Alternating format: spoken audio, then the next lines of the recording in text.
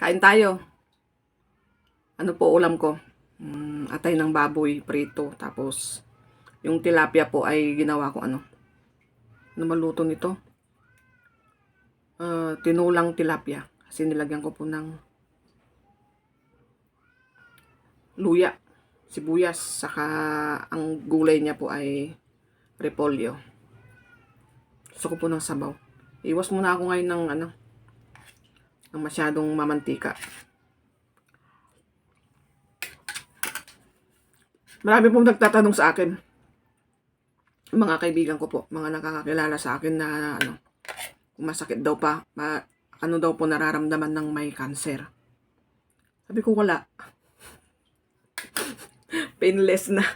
Kasi po, wala naman po talaga akong nararamdaman kasi natanggal na po yung cause ng cancer ko. Yung bukol, pinakabukol sa ovaryo ko natanggal na. Kaya wala po akong nararamdaman. Kaya nagke-chemo po ako.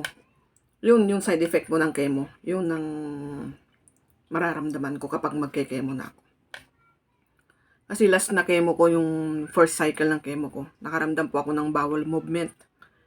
Saka po yung nanakit po yung mga kasukasuan ko. Yun lang po. Tapos, konting panghihina. Saka, naka-recover naman na po ako agad after, siguro pag 5 days na.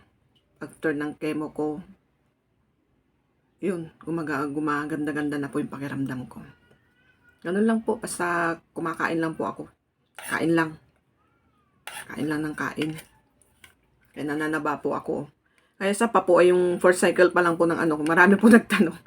Bakit daw po ako nakabandana? Kasi po wala na po ako. Kalbo na ako. Pinakalbo ko na po yung buhok ko kasi unti-unti na pong naglalagas. Na-stress po ako pag nagsusuklay po ako. Ang daming natatanggal na gano'n. Kaya tinanggal ko na. Ayan na po yung mga nagtatanong bakit masakit daw pang may cancer. Depende po sa klase ng cancer siguro po yun. Kasi sa akin po natanggal na po yung pinakabukol.